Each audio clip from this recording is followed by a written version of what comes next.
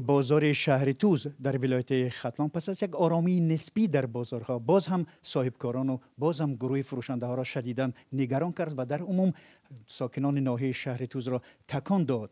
مقامات تفتیشاتی چون همیشه در ابتدا گفتند که سبب اصلی این رسش ناقل هاست، ولی ما منتظر میشیم که سبب اصلی و واقعی این سوختار از کجا با چی سبب در کجا با چی عامل رخ داده است.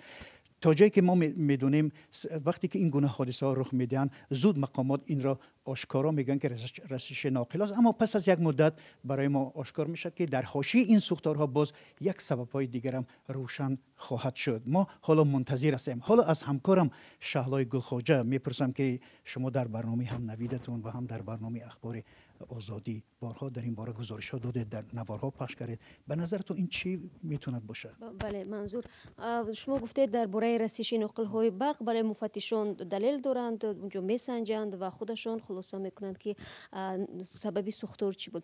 واقعا طول چند سال اخیر بینندگان عزیز شما شاهد هستید که حالت های زیادی سوختار در بازارهای کشور چه در پایتخت و چه در نقاط دیگری تاجیکستان صورت میگیرند و اکثرا ضرر دیدگان اعصاب تاجران هستند که زندگیشون از به همین بازار است. برای مثال در بازار شهرتوز طبق اطلاعی که حالا دسترسی ما شده است حداقل 800 نفر تاجر زیان دیدند.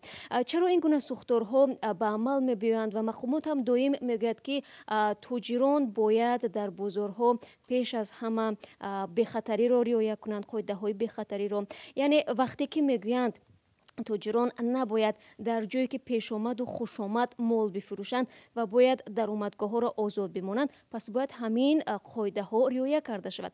در نتیجه ما چی میبینیم؟ وقتی یک علنگه میگیرد یک آتش و وقتی که این قاعده ها رعایت نشده اند، در نتیجه بازار قسمش میسوزد، مثلا مال و ملک رو تاجران بیرون برآوردن نمیتونن. خب هرچند خودشان رو جانشان رو به سلامت میبرند خوشبختانه، ولی مالشان میسوزد.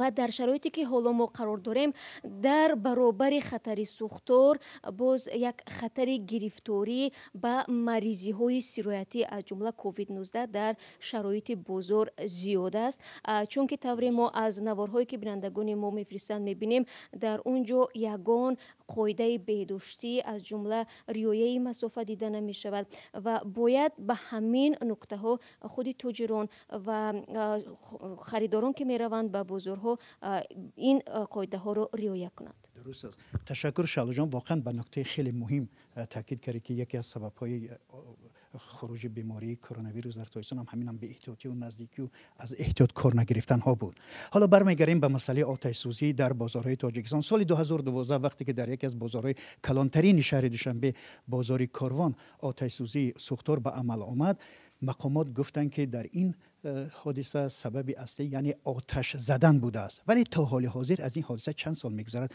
اینکه با مسئولیتی کی از طرف کی این آتش زدن رخ داده است برای ما نامعلوم است و ما همچنان منتظر تفتیشات نهایی مقامات تفتیشاتی در رابطه با این آتش سوزی های بازارهای تاجیکستان هستیم، زیرا یگانه و اگر خطا نکنم جای کار برای ساکنان تاجیکستان، شروع از یک مادر بی سرپناه، شروع از یک کودک بی پدر در تاجیکستان تا صاحب کارهای با نفوذ، جای کار همین بازار هاست که از همینجا نان و زندگی خودشون پیدا میکنند و این را هم باید گویم که بینندگان عزیز ما منتظر هستیم که کی سبب های اصلی این حادثه ما به دست میگیریم و تا اینکه از این سوختارها پیشگیری کرده شود.